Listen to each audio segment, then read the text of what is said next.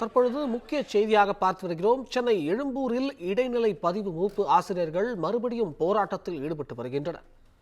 அதாவது தமிழகத்தில் தொடர்ந்து 14வது நாளாக இடைநிலை ஆசிரியர்கள் போராட்டத்தில் ஈடுபட்டு வருகின்றனர். சென்னை எழும்பூரில் கடும் வெயிலிலும் இவர்கள் போராட்டத்தில் ஈடுபட்டு வருகின்றனர். தமிழகத்தில் தொடர்ந்து 14வது நாளாக இடைநிலை ஆசிரியர்கள் போராட்டத்தில் ஈடுபட்டு வருகின்றனர். சம வேலைக்கு சம ஊதியம் கோரி இடைநிலை ஆசிரியர்கள் 14வது நாளாக போராட்டத்தில் ஈடுபட்டு வருகின்றனர். கடும் வெயிலினும் பாராமல் மேம்பாலத்தில் அமர்ந்து கொண்டு ஆசிரியர்கள் போராட்டத்தில் ஈடுபட்டு வருகின்றனர். திமுகவின் தேர்தல் வாக்குறுதியான 311 நிறைவேற்ற கோரி முழக்கங்களை எழுப்பி இந்த போராட்டத்தை நடத்தி வருகின்றனர். தமிழகத்தில் 14வது நாளாக இடைநிலை ஆசிரியர்கள் போராட்டத்தில் ஈடுபட்டு வருகின்றனர். இதுகுறித்த கூடுதல் விவரங்களை வழங்குவதற்காக நம்முடன் செய்தியாளர் சுப்பிரமணியன் இணைந்திருக்கிறார்.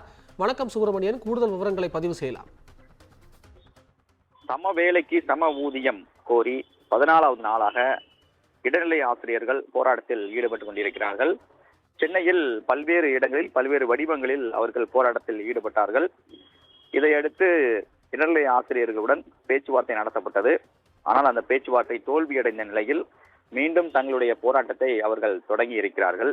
இன்று சென்னை எழும்பூர் பகுதியில் மறியல் போராட்டத்தில் அவர்கள் ஈடுபட்டு வருகின்றனர். குறிப்பாக திமுகவின் தேர்தல் வாக்குறுதி 311 நிறைவேற்ற வேண்டும் என்ற கோரிக்கை பதாகைகளை ஏந்தியபடி அவர்கள் போராட்டத்தில் ஈடுபட்டு கொண்டிருக்கிறார்கள். ஏற்கனவே 13 நாட்கள் தொடர்ந்து 14வது நாட்களாக இன்று போராட்டத்தில் ஈடுபட்டு கொண்டிருக்கிறார்கள். ஒவ்வொரு நாட்களிலும் தடையை மீறி அவர்கள் போராட்டம் நடைபெறும் போதெல்லாம் காவல்துறையின் சார்பில் வழக்கு பதிவு செய்யப்படுகிறது. இன்றும் போராட்டத்தில் ஈடுபட்டு வருவ காரணத்தினால் இன்றும் வழக்கு பதிவு செய்ய வாய்ப்புகள் இருக்கிறது. காவல்துறை அவர்களை கைது செய்யக்கூடிய நடவடிக்கையில் ஈடுபட்டு வருகின்றனர். தகவல்களுக்கு நன்றி சுப்பிரமணியன்.